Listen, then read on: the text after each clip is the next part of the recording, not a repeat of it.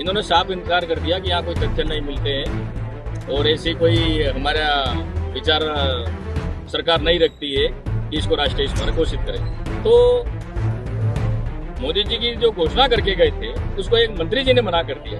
इतिहास को दबाना चाहते हैं, इसको मिटाना चाहते हैं, किताबों के पन्ने से धीरे धीरे अब हट रहा है। तो ये भारतीय जनता पार्टी कथनी और करनी में कितना अंतर रखती है, इनका किताबों में इतिहास नहीं है, इसलिए धीरे धीरे हमको खत्म करना चाहते हैं, लेकिन इसका हम पुरजोर विरोध करते हैं।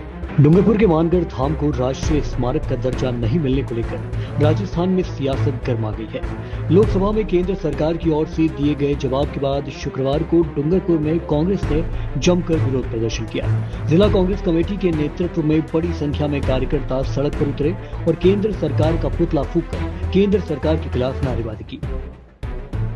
अरे पहले लड़े थे गोरों से, अब लड़ेंगे जोरों से। पहले लड़े थे गोरों से, अब लड़ेंगे जोरों से।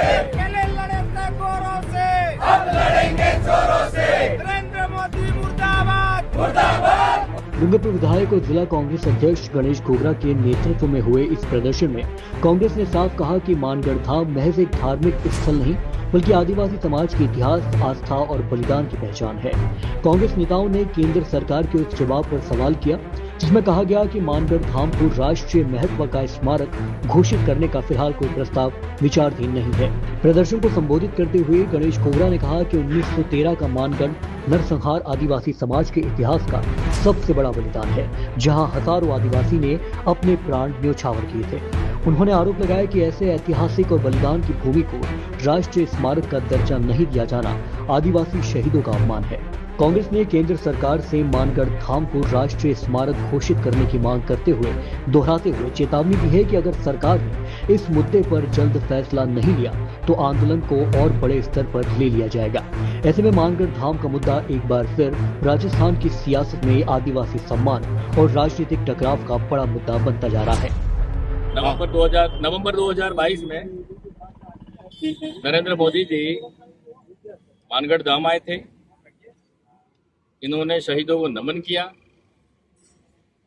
आदिवासी को प्रकृति पूजक और कई प्रकार का बताया कि आदिवासी संस्कृति, पहचान, भाषा सब इनकी अलग है, ये देश के मालिक है, सब कुछ बताया।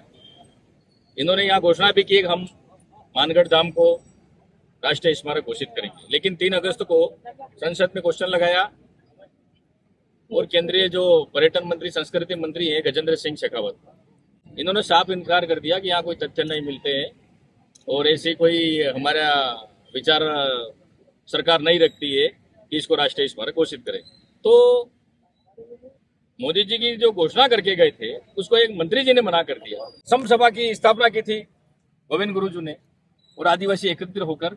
उस समय देश आजाद नहीं होता, इसके पहले भी अंग्रेजों से आदिवासी लड़ता आया है, भी लोग लड़ते आए हुए हैं, लेकिन इसको इतिहास को दबाना चाहते हैं, इसको मिटाना चाहते हैं, किताबों के पन्ने से धीरे धीरे अब हट रहा है। तो ये भारतीय जनता पार्टी कथनी और करनी में कितना अंतर रखती है ये पता लग सकता है। अब पूरे देश का आदिवासी जाग चुका है अपने अधिकार के लिए।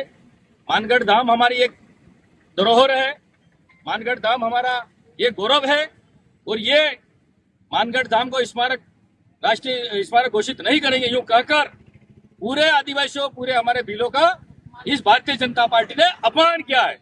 आने वाले समय में इस भारतीय जनता पार्टी को आदिवासी भील लोग पूरा इसका जवाब देंगे और आने वाले समय में पूरे देश में अगर आंदोलन करना पड़ेगा तो आंदोलन करेंगे, लेकिन इनकी कथनी करनी में अंतर है। मणिपुर पूरा जल रहा है, हस्तक्षेप जंगल को उजाड़ा गया, आज आदिवासियों को भी और इन्होंने कैबिनेट में फैसला लिया है जो चारागाह भूमि पर बैठे हुए आदिवासी इनको हटाया जाएगा, गिलाना भूमि पर हटाया जाएगा। आज शिविर लग रहे हैं, शिविर में एक पैसा का काम नहीं हो रहा है, 5-5 बार शिविर लगा दिया इन्होंने। ग्रामीण सेवा शिविर, एक नाम बदल नहीं रहा है उसका, लेकिन लोगों को कागज पे कागज रोज पंचायत में घुमा रहे हैं। लेकिन हम पूरा राजस्थान के आदिवासी, पूरे देश के आदिवासी गजेंद्र सिंह शेखावत और नरेंद्र मोदी का हम आज पुतला जलाया है। आने वाले समय में दिल्ली में भी इनका पुतला जलाएंगे, सड़कें जाम होगी और बहुत बड़ा आंदोलन होगा। आदिवासी अब जाग चुका है, पहले जैसे आदिवासी नहीं रहा है। गुरु द्रोणाचार्य ने एकलव्य का अंगूठा काट दिया, नहीं तो आज सबसे पहले एकलव्य का नाम होता। आज इसी तरह से आदिवासियों को दबाया जा रहा है, आदिवासियों को हटाया जा रहा है और धीरे धीरे आदिवासियों की जनसंख्या कम हो रही है, घटती जा रही है। ये बहुत चिंताजनक है। महाराणा प्रताप के साथ कौन लड़ा था? राणा पूजा भील, वो सेनापति था, वो लड़ा था, छापामारी युद्ध से लड़ा था, गुरिल्ला युद्ध से लड़ा था और महाराणा प्रताप का साथ दिया था। लेकिन भीलों का अनपढ़ होने के नाते इनका किताबों में इतिहास नहीं है, इसलिए धीरे धीरे हमको खत्म करना चाहते हैं। लेकिन इसका हम पुरजोर विरोध करते हैं। आने वाले समय में सरकार और प्रशासन को चेताना चाहते हैं, बहुत बड़ा आंदोलन करेंगे।